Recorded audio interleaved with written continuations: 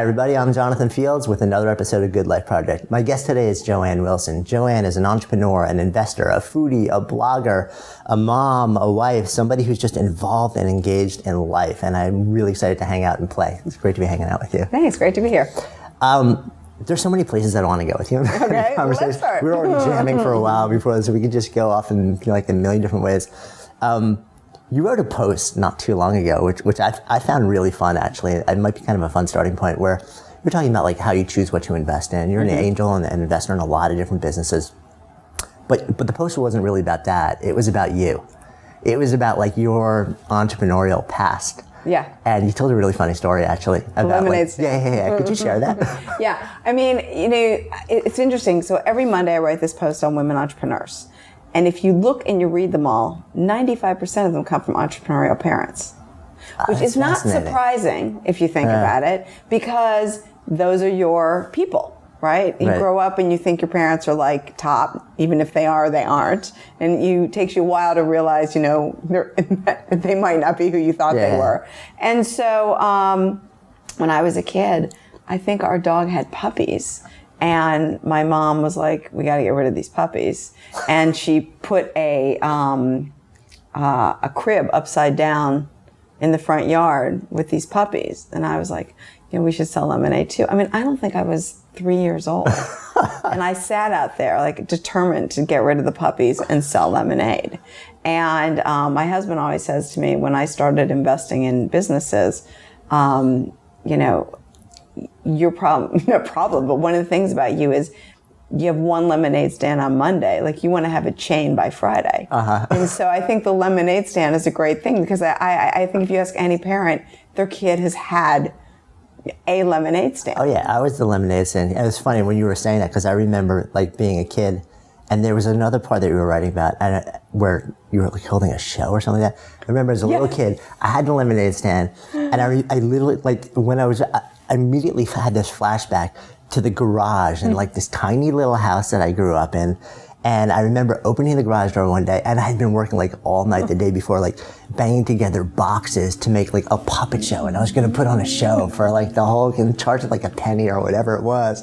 And I'm like, and it was funny when I was reading your thing, I'm like, that it clicked for me at such a young age also. Yes. I mean,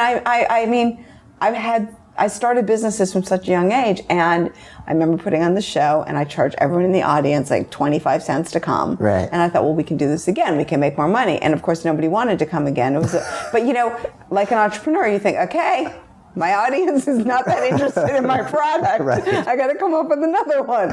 I mean, I made these cinnamon sticks when I was in like 5th or 6th grade, and I decided to like branch out into other products. But the cinnamon sticks were always the number one seller. Right. And so I stopped the other products and I put all my money back into the cinnamon sticks. I mean, you learn.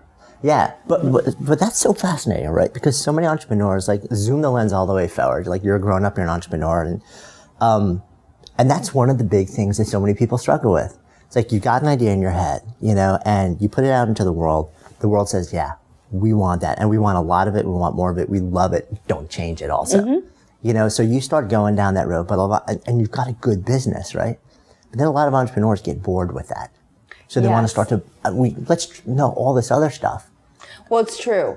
And that is why if you look at a lot of companies that have come all the way from initial idea to IPO, it's rarely the original entrepreneur that is at the end of the IPO because there's skill sets. I mean, entrepreneurs are entrepreneurs and they start businesses and they're great at building them and their synapses are rocking. And then they get to the point where like, it's not that interesting after you built the foundation, sort of like retooling it and making sure it works. And it's really, I think, important to bring in someone has that skill set and appreciates it. And you make the entrepreneur perhaps the chairman because you don't want to lose the vision. Right.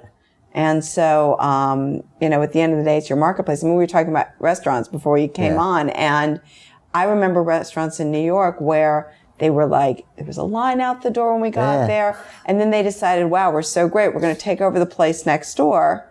Close and expand, and they lost the entire culture of what that restaurant was, and then they lost other clients. Yeah, it is, and it's so funny. At one point I owned a yoga studio in Hell's Kitchen, and I made a really similar mistake. Like we opened, we were doing well, So I start adding a whole bunch of classes to this calendar.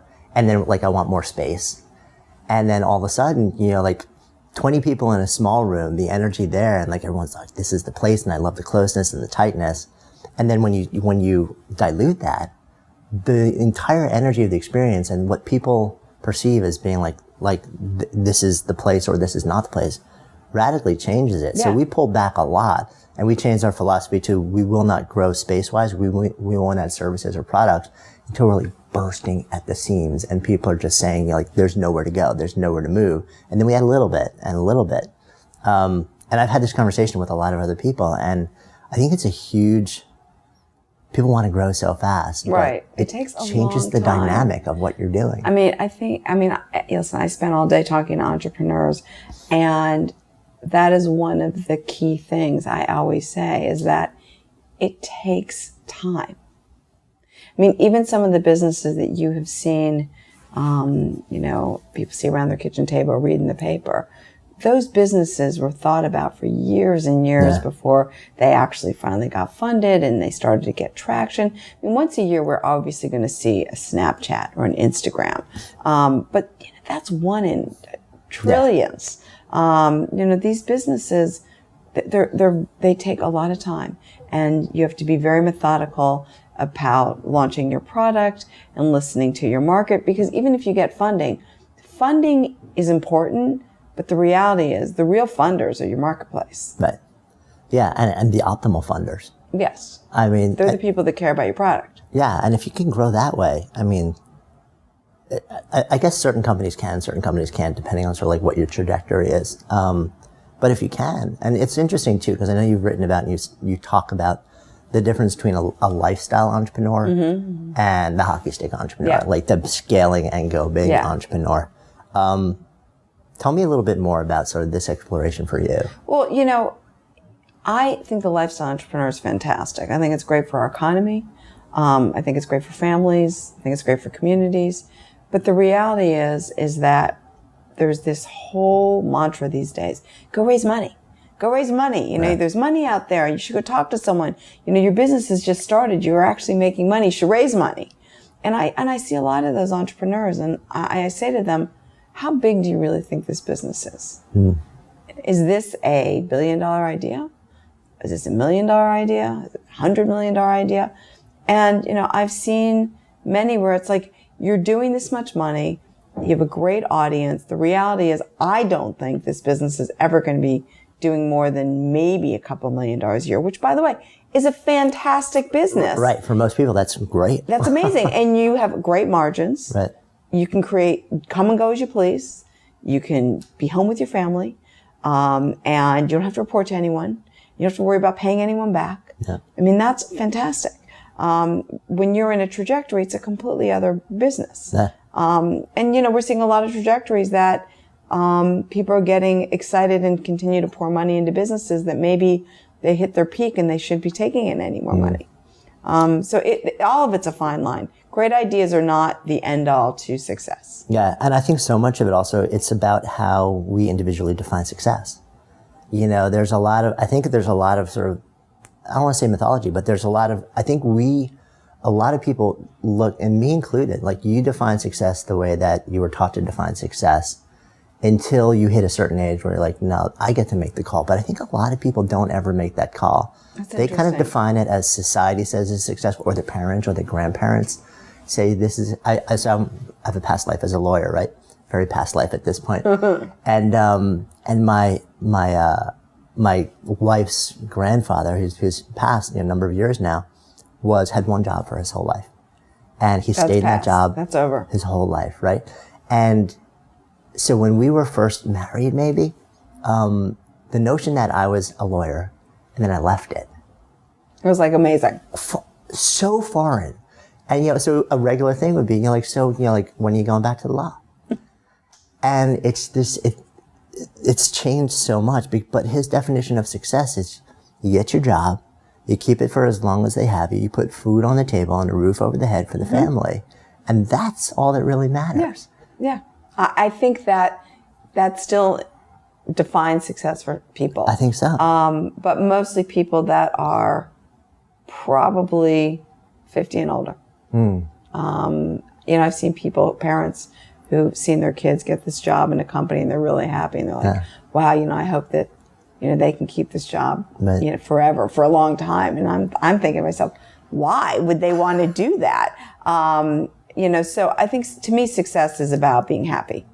You should be able to get up every day and you should enjoy what you're doing. It's not always easy to do that, but I would say to strive to do that. I mean, I remember years ago when I was in my first job, I was in retailing and I worked for Macy's, and, retail is such a hard business. Yeah. And my feeling is there's no reason to like it. You just have to love it. So there's nothing in between. And I would say to people that worked with me who I could see were frustrated, was not enjoying the job, say, listen, if you get up every day for 3 weeks in a row and you think to yourself, I don't want to come here in the morning, you should get out of this job and find a different one. Yeah. And when I was there, that happened to me. And I thought I should take my own advice. And it was really hard to make that first move to quit from something that I had been at now for almost 4 years, to make that leap of faith that I could go work somewhere else. But once you do it, it's empowering. Right. You can do it again and again and again. Right. And I did. And I think that's been really the key to all the dots connecting and all the different lives I've had. I think I so agree. I think it's that first step out of the paradigm that you've been brought up under. Yes. For so many years, where that's the scariest, the hardest one. And then once you do that and you realize that you're okay, Yeah. then you're like, oh wait, I can do this again if I want to. I can change, I can do this, and I can figure it out. And you usually feel when you do it in the afternoon, you think, oh my God. And then you wake up the next morning and you're like, that was awesome. It doesn't take long to realize that was a really wise move. Right. Well, my first move out of the law, I went from working in a big firm in Midtown to making $12 an hour as a personal trainer. Nice. Because I wanted to learn the fitness industry. I was like, let me learn from the ground up. I want to learn what's broken and what's right from the most basic service level. So whatever, I'm getting paid something to learn Right. in the industry. It didn't matter to me. But that didn't bother me. What was funny is what freaked me out a little bit was thinking, okay, I may see one of my old clients, and they may walk by me in Central Park with a client laid out on their back, stretching their leg in tights, and my ego, I was like, oh, I'll take such a big hit if I do that, because they would look at me and say, oh, but you used to be, It took me a while to get over that, but once I did, and once people started to see how happy I was, and then became more successful at that than I was, in a prior life. I think that's more okay these days. I totally agree. I think this was 15 years ago. I think now it's just nobody even thinks about it. Yeah. But I think nobody thinks about it from maybe the 50 below generation. Right. But I think I wonder if that's still true though, because I'm thinking about a lot of my friends. I'm 48. I'm thinking about a lot of my friends right now. I think it's a really healthy split. I mean, you and I we live in a world of Yes. people like us. Right. Yes, absolutely. So it's we're surrounded by people with that value set. But there are a lot of people that I know that are still very linear, they've had that one job for a lot of years, and there's nothing wrong with that. But it's just fascinating to me, I think, how the generation below, Gen X, millennials, or Gen Y, the big, thing has been from employers. Oh, we can't keep them. All they want, success to them is meaning or doing something that's engaging them or fun. And that management generation can't understand. No, it's very different. I talked to a group this summer who had bought a brand from a very large company. And, it's a space I was interested in. And I've been looking it's the only space that I've sought out, because I want to do an investment in this space. Mm-hmm. Anyway, so I talked to these people and they were so corporate on the phone. I mean, at the end, I was almost laughing. I was like, listen, you guys need to hire some 24-year-old kids. I mean, you have such a corporate attitude to how you're going to build this thing and take a brand that was under a huge corporate umbrella and think well, we build it, they'll come. And Right. it's just Not anymore. Not anymore. Yeah. I mean, it's hard work.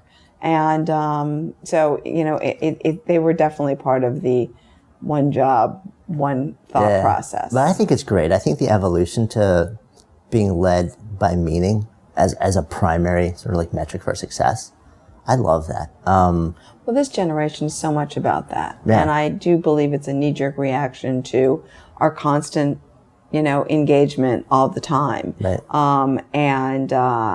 There's a reaction also to, the implosion in 2009 and the banking industry and looking what happened to their parents and saying, you know what?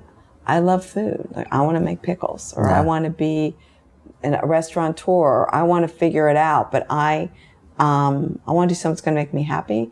And it's not as much about the money, but it's enough that I can just survive and have a life and live the life I want. And we're seeing people become barbers or people become shoemakers. It's almost like we're going back to Main Street America with this, technology layer on top. Yeah. And I think I totally agree. And I've seen that as well. And I think it's so fascinating. You mentioned like going back to barbers or going back to shoemaking. I think there is this all bundled with this shift in the economy, which made people say, okay, the thing I've been doing for 20 years doesn't even exist anymore. So I can't go back to it. That's the scary right. So some part. of it is forced entrepreneurship or forced. And, but it gives people permission to actually say, well, there is other stuff but nobody would have ever supported me. I would have been fiercely judged. There's no way that I could have like stood up and said, I want to do this, because I would have had no scaffolding underneath me to do it. Yeah. And I think 2008, 2009 changed that in a pretty profound way. I think it changed in a really profound way, and we're still feeling sort of the long tail of that. Yeah. But the other thing that you brought up also is this notion of return to craft, I guess is the way to put it. And I wonder... look at Etsy. Right, exactly. And I wonder whether a big part of that is so many people, I think, have become so pulled away from the tangible act of making. I agree. We go so digital, and there's a huge place for knowledge work in this world, but there's a big place. I remember, did you read the book, what's it called? Shop Class at Soulcraft a couple years back? The guy who left like a PhD, to work on old motorcycles as a mechanic. It's great. And he like worked in an old shed in New Hampshire or something like that. And he was like, he got something from that he could never get from just pure knowledge work. And I kind of feel like people are feeling the pain of living in a digital world to a certain extent. And so part of it is this return to to wanting to connect with craft again. Yeah. And also, think about our education system. They pulled out all those fabulous things that I did as a kid, which was home economics and working with, a lathe and, shop class. I love shop class. There's none of this stuff anymore. And so is it that generation that didn't get to do that tactile experience that wants to do it? That's interesting. Yeah, maybe that is interesting. I think it's a great after-school activities that they're missed out on, and it creates community, and they find that side of them that they never got to find. Yeah. And now we're kind of like blending the two with things like MakerBot and like 3D printing. Yeah. And so it's all of a sudden we can go becoming, I think, much easier to go digital to tangible in the home. And also, writing code in many ways it's a craft. Yeah. It's learning a language. It's not like, learning math. It is. There's something very tangible about that.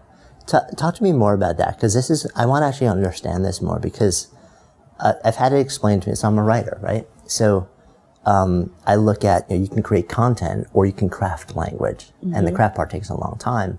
And I think people look at a book and they can tell, a really artful writer from a not so artful writer. Yes. And the thing about coding, which I think is fascinating, is that I understand if somebody is sort of behind the scenes, somebody who knows what they're doing can look at code and say, this is stunningly gorgeous. Yes. And then look at some other code and say no, not so good. Yeah. I can't. Right. but I know people that can look at that, and I know people that have had, build incredible, beautiful websites or apps, or incredible user interface, and it's amazing. Yeah, and I guess it's the whole Steve Jobs thing, where it's like the inside has to be as pretty as the outside. It totally does. The attention to detail is amazing. I want to talk to you about the mindset of entrepreneurs a little bit more. Okay. Because we were talking about the fact that we were both kind of wired that way from birth. Mm-hmm. Yeah. Do you think that's necessary? Yes. Isn't that awful? Like that was an instant. It's an instant. I do. I really do. I think there's something innate about it in many ways. I'm not saying it's a learned skill. It could be a learned skill, but my favorite entrepreneurs are ones that fall into it, you know, and the reality is if you look back at their lives, they were always an entrepreneur. And, you know, I love the story, and I've told the story before, is that my husband and I were in an airport. We were at a Coachella a couple of years ago and was in that tiny little airport. Yeah. And we had checked in, and this kid Twitters us and says, you know, hey, can I come over and speak to you? I'm in the airport. So this kid comes over. He's a freshman at NYU. And so it's whenever Coachella is, March. Right. And, or for April, whatever. And he says, you know, I'm going to pitch to Peter Thiel's. And, you know, this is what I'm building. And he tells us his story. And he'd been like, you know, building stuff since he was 10 years old with his best friend and his friend at NYU, and they're coders. And they hook up with his best friend who's down at Penn, and they spend 4 days like doing these hackathons, and they don't go to sleep, the three of them. And, you know, the whole Peter Thiel method is like, I'm going to pay you and you don't have to go to school. Right. I'm not so sure all of them fit that bill, but this kid walked away, and I turned to my husband. I was like, that kid can drop out of college today. He just reeks of entrepreneurism. Right. And, you know, you see a lot of people coming out of business school with this desire that I'm going to be an entrepreneur. I'm going to take these entrepreneurial classes. And I'm not so sure their ideas are so savvy. I think they're great number twos and they can help build a business. But at the end of the day, you know, I think nobody realizes you can only be an entrepreneur with a successful product if the product works and the idea is good. Right. And so I do think there's something to be said for that sort of, you know, desire and fire in your belly that entrepreneurs have. Yeah. I mean, it's only because, you know, when we started our conversation, one of the first things you shared was that how so many of the women that you profiled come from families where their parents are both entrepreneurs. Yeah. So like the thing that spins in my head is, you know, nature versus nurture. Is that because there's some sort of genetic thing that's passed through that makes you more risk tolerant or more creative or more whatever it is? Or is it just this environment where they just live and breathe it so much it becomes natural to them and they're okay? But whatever it is, I guess. Yeah, I don't know. You know, that's a good question. I'm sure that at one point we can do all of our DNA analysis and find out exactly where it comes from. Find the entrepreneur's gene. Yeah. I mean, I would think it does. You know, my guess is yes, it probably does come from something. Everything comes from genes. Yeah. It's such a fascinating, I wrote a lot about how entrepreneurs or creatives or artists handle uncertainty. And it's a fascination of mine because for me, it shut me down a lot. Or I'm fairly tolerant of it, but I felt it deeply. So anytime I started something, I could take action and I could make it happen, but, you know, there would be blood in the water. And I start to wonder, does it have to be? Because we look at other people and it doesn't seem like they feel that. You know, but then you really look, and some people don't, but then, so my question was, you know, is the ability to lean into uncertainty for an extended period of time and be okay in that place, is that trainable? And I don't know if it's trainable. I really don't. I mean, you know, the truth is I invest in people. I invest in jockeys on killer horses, but it's the jockey. And I believe that the people that I've made a decision to jump into their businesses with financial support and being an investor in their company are happy in the face of adversity and willing to push forward and just figure it out. It doesn't bother them. But there's plenty of things that do bother them. I mean, you know, you're living in this echo chamber in your own head. You know, you got to fire your co-founder, or, you know, the head of sales isn't working out, or, you know, something slipped through and you realize you need to move into the right because the left isn't working. I mean, all of these things, but you have to have a pretty strong constitution to be able to do those things. Because if you can't, you know, you find yourself treading water and never moving forward. Right. And you have to be able to spot those places. And I've seen it happen time and time again where I believed in the entrepreneur, I believed in the idea, and I supported it from day one. I mean, out of all the businesses I'm invested in, I think maybe 30% of them, I gave them their first dollar. And I've seen where there was that point where things changed, because I just believe that something's going to happen, and we're going to see everything open up, and we're going to understand what the pathway is. Right. Yeah, it is an amazing thing to me. One of the things that I saw, interviewing, just speaking to a lot of different people, was a huge amount of ritualization, but not so much in the work, in everything but the work. So like life outside of the work. Interesting. You know, so like they would eat the same thing. Breakfast, lunch, and dinner. Just like the opposite of you, right? That's so funny. It's like they would, they'd wear the same exact stuff. They would listen to the same music, like during the same thing. They'd work out at the same time, do the exact same, like Twyla Tharp, like her classic creative habit. Like her day started exactly the same way every single day. And it was because she knew that once she got to the studio, it was her job to float up there untethered and take big risks all day long. And she wanted this high level of sort of like certainty around everything but the work. That's interesting. Yeah. So, and I didn't expect to see that at all. But as I started to see this across painters, across entrepreneurs, across makers, and I would ask them about it, and I'm like, so, are you routine? Do you have a routine? Or you ritualize it? Like, no, I could never be boxed in like that. And then you'd be like, well, what'd you have for breakfast? Like, sesame bagel lightly toasted with a schmear. And how about the day before? Sesame bagel. You're like, wow, really fascinating. And I began to wonder whether that level of ritualization is one of the things that lets people who maybe aren't as easily wired to be okay in that place, like that high level of ritual, it gives them enough so that they can kind of survive in that place during the work. That's interesting. I mean, there is something about ritualization, particularly I think in really, really smart people. It makes them feel comfortable. Yeah. I know for me, it's an anchor. There are certain yeah. things that I do like every day, like clockwork, and that's part of Who you are. Yeah. I mean, and I was looking at faith also, and I was like, okay, how much of faith is the teachings, the belief, but how much of it is just the ritual and the tradition that gives people that I'm okay? Yeah. I'm a friend who's really spiritual. I think it's for her, and I'm okay.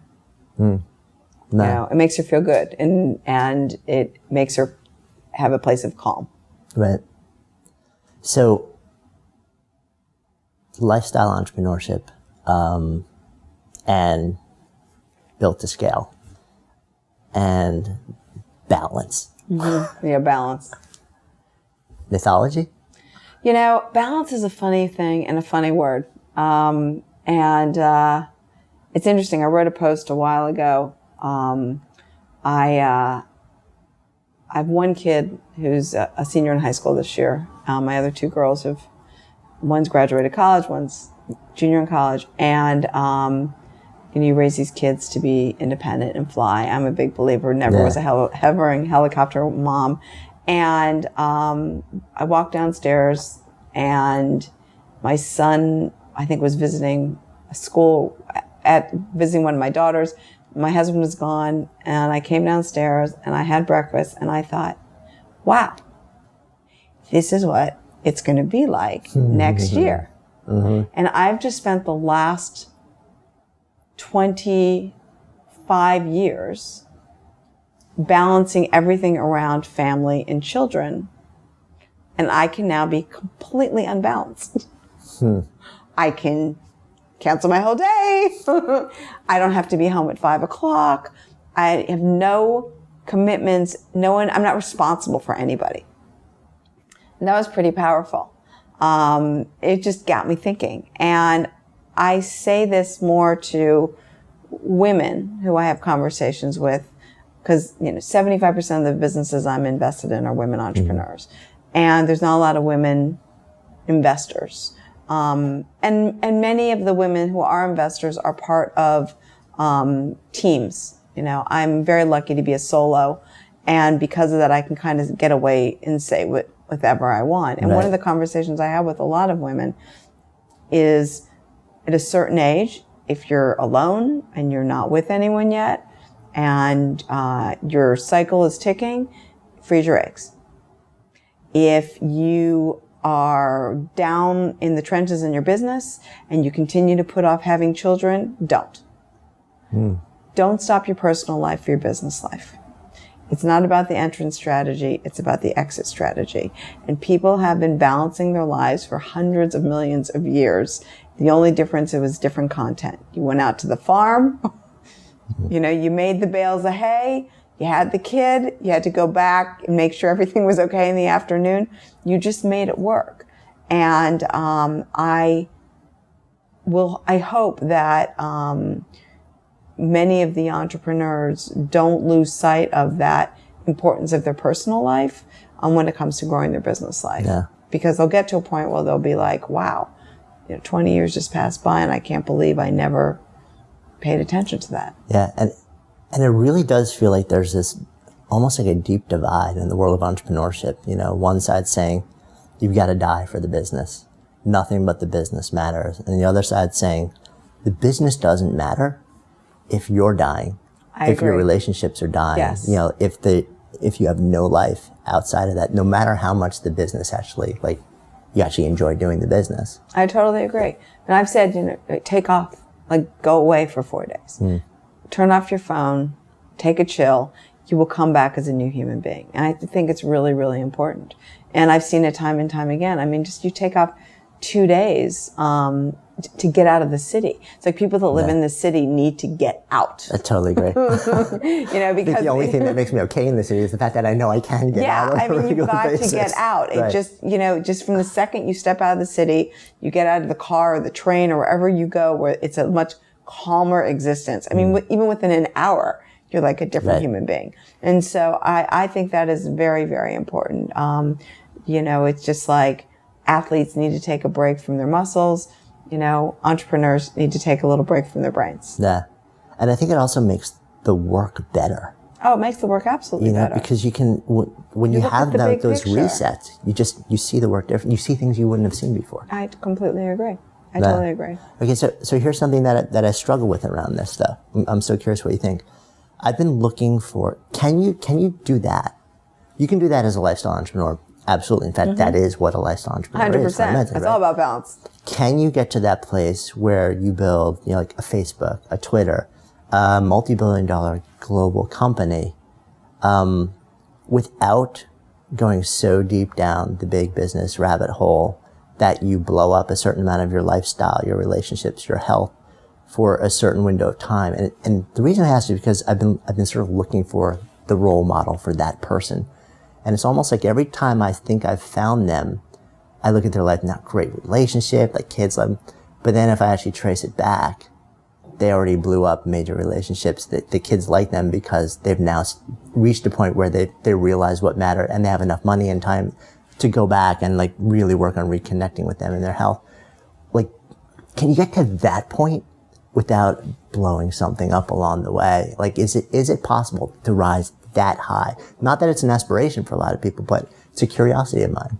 You know, years and years ago, when our kids were really young, my husband started a venture capital fund, and he was housed in a large company that had given him a lot of the cash as he was building out his offices. And he had never really worked in a large organization ever. And so one of the things he ended up having to do was go to this offsite because he was in this. Right. And so he went to this offsite, and this psychologist spoke. And I want to say our kids at that age were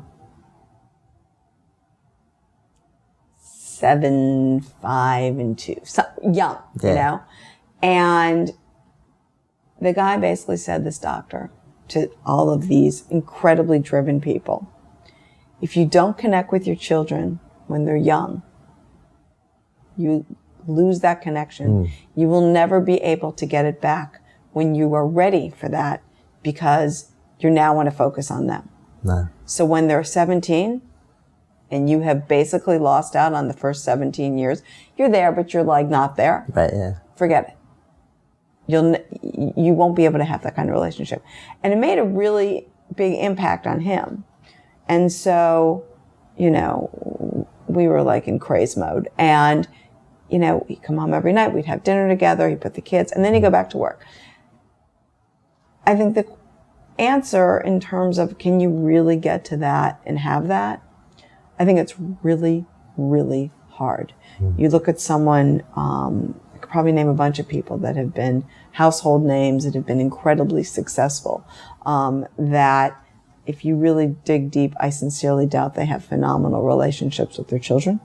And you really, if you want to have that relationship, you have to be able to make the time to do that. And I don't know how easy that is in corporate America, but I do think if you build something like a Facebook or you build something like Buddy Media, I mean, to them, family was number one. Right. And I'm sure there's plenty of nights they weren't home, but at the end of the day, that time that they didn't work, it was about their kids. Right. And that was sort of the mantra throughout that entire company.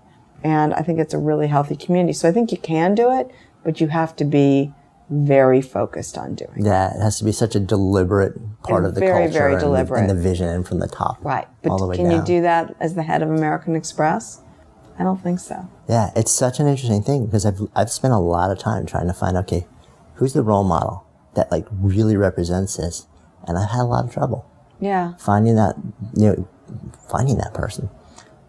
I'm going to actually think about that Yeah. for a while. Like, who would that person Yeah, be? if so, I'd love to know. Like, Yeah, who would shoot that me an person email be? like that. I think but also that's of a generation.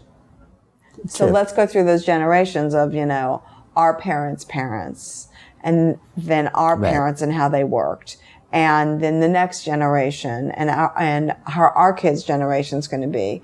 And so, you know, I'm looking at entrepreneurs now that are no longer 21, they're like 28. Right. Or you're seeing companies in the internet industry where there's a bunch of 30-year-olds, you know, not 38-year-olds, but 32-year-olds. And people are starting to have children. And you have to start thinking about, well, what is our policy going to be around that? Right, yeah. And how are we going to create community around that? Right. I mean, if we're the internet generation, we should be doing it differently. Right. And so perhaps, you know, that will change in this next I mean, generation. maybe we're like at the cusp of what it's going to look like. Or what it can look like. Yeah. Yeah. No, that's an amazing thought, actually. Next couple of years will tell us a lot, I think. I think the next couple of years will tell us a lot.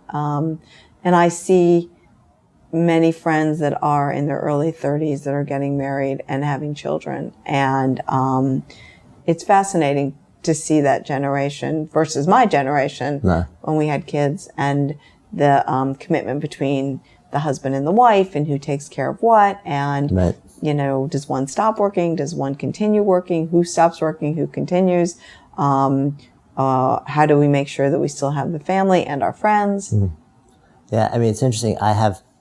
You look at the average model and you have somebody where it's like, okay, let's work really, really, really hard until the kids are out of college. And then we can kick back because we're kind of taking care of like the financial need of stuff. And I always thought to myself, that just feels backwards to me. You know, like I have the rest of my life to work after the kids are out of college. That's right. To pay off whatever, you know, like has been accumulated. And I also maybe it's also because I love what I do. Like I don't hate work. Right. You know, so to me, the thought of having to work the rest of my life, I'm like, hell yeah, why wouldn't I? You know, You gotta it's keep great. your brain going. Right. Exactly. So my mindset kind of reverses that. And I'm like, well, my goal is I want to be as present as I can be in the life of my wife and my daughter for as long as they want me to be present. Mm-hmm. And then at a certain point, organically, you know, like my daughter who's in middle school now will go off to college or do whatever it is she wants to do, and she won't need me as much. Mm-hmm.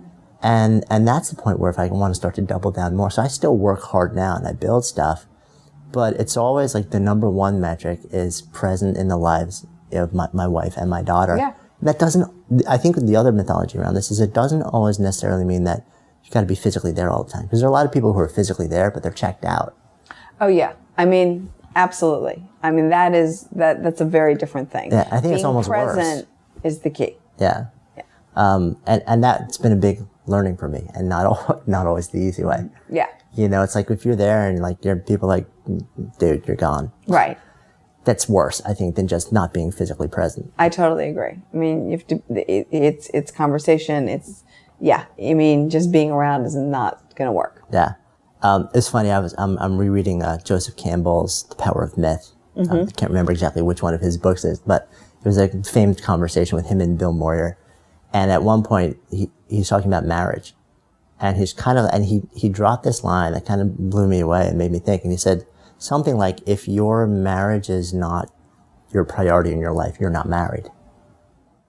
I was like, oh. And his focus was on the notion that people think that the kids, like most people feel like you get into the family stage of your life and you focus on the kids, and that's the priority. You do everything for the kids. But then at some point the kids move away. And then you're like, who are you? Right.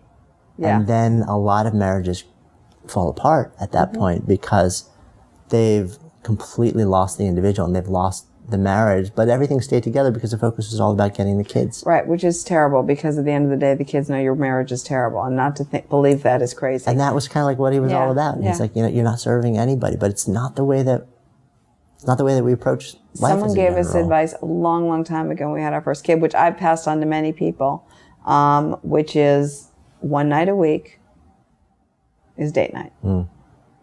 And go out at the beginning. Don't even go out with people. Just go out with each other. Yeah. And make a commitment to talk about something else besides your children. Right. And that is, we always had date night. And then you have to make sure that you have a relationship separate from your children. Yeah, I think it's so important. It was funny, I was talking to Brad and Amy, and you know, like, because I loved when he, you know, started sharing how they would have like their, you know, their monthly dinners, and like their life dinners where they would just go out. And then when she was like, well, you know, we need to actually be able to talk, you know, like every day. And I said, I don't have time for that. She's like, take out your calendar. Okay. 5 minutes. And so they have their thing. I think Brad was saying they call it like 3 minutes in the morning or something like that. It was like, no matter what's going on, they've got their 3 minutes. And it's just about, hey, hon, what's going on? That's so funny. You know, and that's sacred. But that small little commitment is a big commitment. Huge. Yes. You know, and that like just touching in on a regular basis makes a big difference over time. Yeah. Yeah. No, it totally does. Yeah. But we lose so much of that when you're a creator. You do, but hopefully one person in the relationship is forcing the commitment to be home, to have dinner with the kids, to have a conversation, to put the computer away. Yeah. So you're involved in so many different things. You're an entrepreneur, you're an investor, foodie, hardcore foodie, and hardcore cook. Foodie, yes. Is there a common thread? Is there a story that weaves through all of this? You know, it's really funny. Someone said to me, let's look at all of your companies, you know, and I've done this in my head. Why these? Yeah. Is there a pattern here? Right. You know, what's the connection? I haven't figured it out. If someone figures it out, fantastic. But I will say I invest in things that I'm interested in. That's probably the one underlying thread. I've always been a generalist in regards to everything. I mean, I read, 20 magazines a month. I dig deep in a variety of different areas. Always been like sort of a big picture thinker. And so when people come and talk to me about businesses, there's just points where I'm like, oh my God, that makes complete sense. That is a total void in the marketplace. Or I see this coming down the path. And I've seen a bunch of these, and this is the person that can pull it off. And so I've always loved food. I've always interested in the food industry. I think when Fred and I first came to New York, every memorable occasion, we'd pick like one of the restaurants we wanted to try. And we were always like, we need to know the restaurant people so we don't have to call reservations and wait in line. Like that's the ultimate. Just text, I'll be there in 10 minutes. Exactly. And so, I was always interested in that industry and obviously been watching that industry for years. I've been getting Food and Wine magazine for 30 years. So, I have a lot of, investments in that industry, anywhere from, restaurants to food chains to data analytics to content to commerce. So I have sort of this interesting bird's eye view marketplace into the food industry, but they're not all food. Right, and it's just so fascinating to sort of like try and do a little pattern recognition. Yeah, I think that's what is it that weaves them all together? It's funny. Not the same question. We were talking with Jerry Colonna, and I was asking about what is it about entrepreneurs, and his answer was something like, "I love to be around people who are pathologically optimistic." Or maybe delusionally optimistic or something like that. So maybe that's like part of like this whole thing. Well, I am like the ultimate optimist. Right. Everything's going to work itself out. I have superpowers. I can fix it. Yeah. I think that the common thread is I have to like it. I mean, I see businesses. I saw one this morning and I thought, I don't care about this. Yeah. And I can do that. I don't have to follow a trend and sort of dip my feet into it because I got to see if that's going to be the big one. Right. Yeah. So it's just like a deeper intrinsic, I connect with this. Yeah. And I like entrepreneurs because it's really, I feel so lucky to be able to spend my days with incredibly bright people that are just thinking in different ways of how we can build businesses and make our lives better. Right. And that's pretty awesome. I love, anybody who's bringing to life something that didn't exist before. It's amazing. Fascinates me. Yeah. I just you want to be around that energy. Yeah. There's something somewhat intoxicating. Even if it's completely off the wall irrational. Yeah. You're like, there's something fascinating about just that energy. Yeah. They're just super smart, interesting people. Yeah. You mentioned that your investments are somewhere around 75% women owned. Mm-hmm. What's behind that? It's conscious.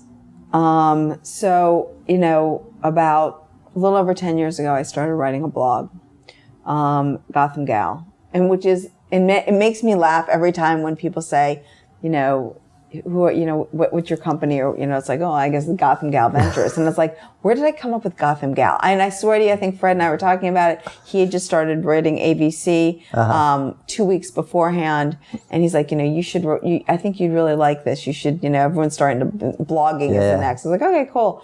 And I was like, what am I going to call it? He's like, and we sat there. It's like, how, like Gotham Gal, like you're sort of the gal around town. Right. But how branding, right? You pick the name and then it sticks. And so, I started writing about topics that obviously resonated with women. And I would hear from women email me. At that point, there wasn't Discuss on the blog or there was no comments. Yeah. And I kept hearing the same thing from women, which is, no one understands my business. I'm not getting funded. Now I don't really believe that as much. But then I think it was more prevalent. And I started talking to more women and I thought, well, I totally get this business. It makes absolute sense to me. And before I knew it, I said, well, wow, funded a couple women here. Maybe I should sort of stick with this. It sort of separates me from the crowd and I understand their businesses and I can talk to them probably in a very different way at the beginnings of their business than other people can. Right. And, so I became a big supporter of women entrepreneurs and, fast forward, I started putting on this conference with Nancy Heckinger at NYU, the Women's Entrepreneur Festival. So it was really, I sort of became this chick magnet and stuck with it. I love that. So let me ask you a bit of a loaded question then. Do you think there's something about women entrepreneurs that makes them approach entrepreneurship differently than men? And I realize that's an across the board. Everyone asks me that, thing. But yes. I know. and that's probably the question, but, and I'm also, cause it kind of piggybacks on the comment that you made about 10 years ago. It was different, but has there been a shift in the way that, women entrepreneurs operate in the world today and also the way that they're being received by like the investment world and sort of like the bigger world? I think it's a combination of all of it. More women are starting businesses. More women are starting businesses in a time where you don't need much data to realize it's the women that are buying the products online, women that are making a big difference in certainly revenue-driven businesses, and are building products around that aren't just filling voids in their lives, but are actually filling voids for many lives. And perhaps because there's been so much conversation and, chitter chatter about women not being supported by, venture capitalists, that, we're seeing more women build businesses that are stronger in technology and, are much more, understandable by the other person on the side of the table, no matter who you are. So I think that's one. And there's just, I was at a conference the other week and there was a bunch of women in the audience, actually only women in the audience. And I said to the women in the audience, I'm on a bunch of text lists, text serves and listservs, and said, when I hear all women, this sort of like background chatter about like, my business is so great and nobody's funding it, or like, those guys don't understand my business and I've talked to all those guys. If you're not getting funding at this point, it's not a good business. Rethink about your business. And so I think you couldn't have said that 10 years ago. Now I think we're in a very different stage. I mean, I still like women businesses and I still am a big supporter of women. But, women tend to build businesses that fill voids in their lives. But I guess you could say the same thing for men too. Yeah. So. But they do take businesses differently. They look at businesses differently. They listen differently. They are very methodical in their business decisions. They're willing to take time to grow their businesses. They're not as much, open on Monday, we got to be huge by Friday. Women are great entrepreneurs and they're great team builders. They talk we, not I. But on the other hand, they go and they pitch and I'd like to see more of them have a little more bravado and a little more pie in the sky in regards to what their business could be. Someone actually said to me, when men pitch, you basically take the numbers and you go back 50%. When they do it with women, they do the same, but they shouldn't because the numbers are spot on. Oh, that's interesting. Huh. Yeah, I mean, it's, to me, and you have so much more exposure to this to me, but so we have a focus with Good Life Project, with the media side of the brand, to have conversations that are always, at least over a given window of time, it's always at least 50% women. And part of the, great. Yeah, and the reason is very personal for me. And it's that I remember when my daughter was like 5 and 6 years old and I'm, reading her stories in bed. And I'm looking for stories where the man doesn't come in and save the girl. And I'm like, there weren't a whole lot. So I actually started to write stories where there was this badass time traveling girl detective, who like, as a general rule, saved, like the local boy. But then when you zoom forward a little bit and I'm thinking, okay, I want my kid to see media of smart, intelligent, intuitive, powerful, creative women out there doing awesome things and telling great stories with their lives. They're out there. They're all over the place. But I was having trouble finding those stories in the media on the level that the media covers men. Oh, yeah. So I want to be part of the solution. So that's part of why this exists. Which is super cool. I mean, I'm reading Deborah Sparr's book, who's the president of Barnard College. And kind of the story of her life. She's my age.